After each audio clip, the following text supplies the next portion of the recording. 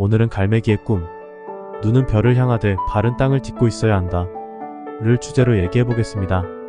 갈매기의 꿈의 주인공 조나단 리빙스턴은 다른 갈매기들과 다르게 단순히 먹이를 구하기 위해 날지 않고 더 멀리, 더 높이, 더 빠르게 날기 위해 끊임없이 연습하고 도전하는 갈매기입니다. 다른 갈매기들은 그를 이상하게 여깁니다. 그러던 어느 날 조나단이 고개 비행 연습을 하다가 다른 갈매기들과 충돌하는 사고가 발생할 뻔합니다. 다행히 사고는 발생하지 않았지만 그 일로 인해 조나단은 갈매기 집단에서 추방당하게 됩니다. 조나단은 혼자가 되어도 자신의 비행을 통해 새로운 가능성을 발견하는 데 전념합니다. 조나단은 더 높은 비행의 경지에 오르고 다른 차원으로 가게 됩니다. 그곳에는 조나단과 같은 갈매기들이 있었습니다.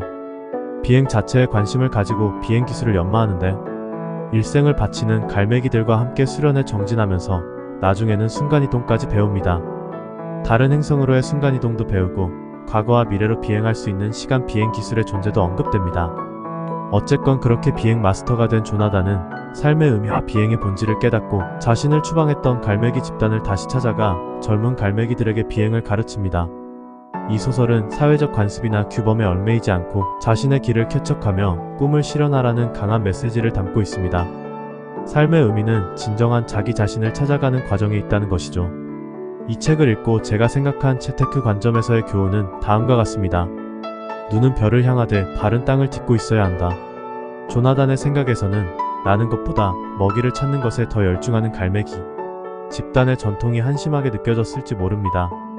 하지만 갈매기 집단의 전통이야말로 그들의 생존 비결이었습니다. 그들은 위험한 비행보다 안전한 비행을 택했고 효율적으로 먹이를 찾는 방법을 탐구했기에 오랜 시간 살아남을 수 있었습니다.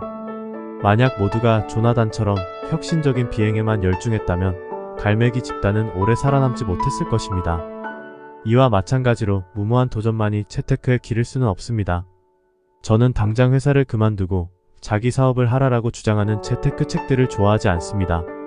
안정적인 직장을 포기하고 위험한 사업의 길로 나가는 것만이 성공의 길이라고 강조하는 것은 매우 위험한 조언입니다.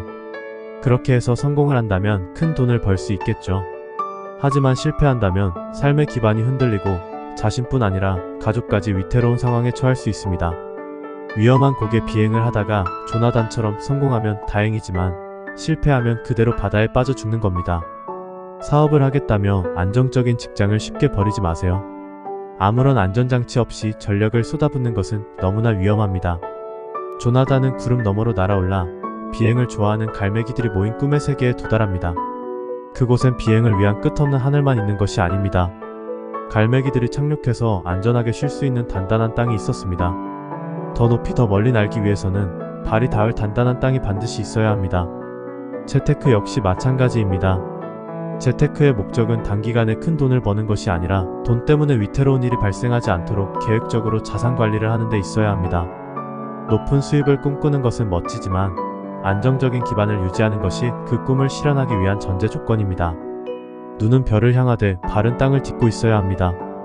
여러분은 어떠신가요? 높은 목표를 향해 도전하는 갈매기가 되고 싶으신가요? 그렇다면 그 도전을 성공적으로 이끌기 위한 단단한 땅은 마련해 두셨나요?